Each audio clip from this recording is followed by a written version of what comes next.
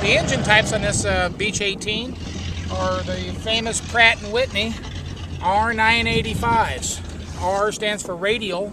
Radial meaning the circular motion of the circular pattern of the cylinders. Radial R985s. They're 450 horsepower. They're supercharged. And they hold they're gear-driven superchargers. They have Hamilton standard propellers on the airplane. Hamilton standard propellers, constant speed, full feathering, which we'll talk about a little bit more in a minute. The engine holds 6 to 8 gallons of oil, gallons that is, which I'm going to check the oil now.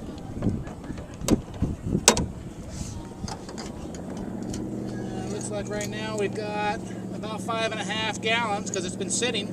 So we'll add 2 gallons to this engine before we go flying.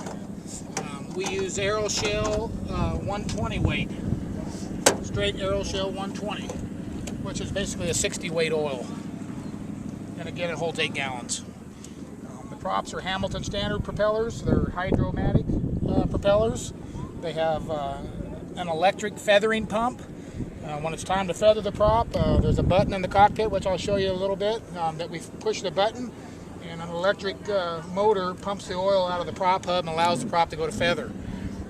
To bring it out of feather, we just simply push that button in again and hold it, and it reverses that very same pump, pumps the oil back into the prop hub, allows the prop to come out of feather and start windmilling. Okay, now we'll talk about the electrical system, a pretty basic system in this airplane.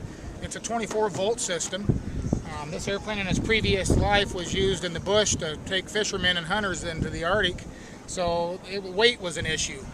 So they've removed one alternator from one engine, and they've removed one battery. Originally the airplane had 2 alternators, had 2 24-volt batteries, but this airplane has 1 alternator removed and 1 battery removed by a field approval 337. At this time we have 1 battery in this compartment here. It's a 24-volt battery. It's a big one. I'm not sure exactly what size it is. It's a 24-volt single battery. And on the right engine is our 50-amp JASCO alternator, which charges the battery. The system has a single bus, and it's a basic VFR airplane at this time. We are in the process of making it IFR equipped for ATPs in the future. Coming back to the electrical system, as I said earlier, it's a 24-volt system with just 1 alternator, 50-amp alternator on the right engine. It has a single row bus, which is right here, located here, and here, all the way across. These are your circuit breakers. Down on the floor is a giant circuit breaker that you actually would push with your foot, and that is the generator, 50-amp generator circuit breaker down there on the floor. Looks like a dimmer switch on an automobile. As far as your alternator gauge is concerned, it's located right here on the front left side of the panel. To check your voltage, you just simply push down on this button and read the needle, and right now it's showing 24 volts in the system. It also has this red light, which is on right now because the engine's not running, so it's telling me that the generator is out, or it has failed, obviously because the engine's not running. So once the engine starts, however, that light will go away, and that tells us that the alternator is charging.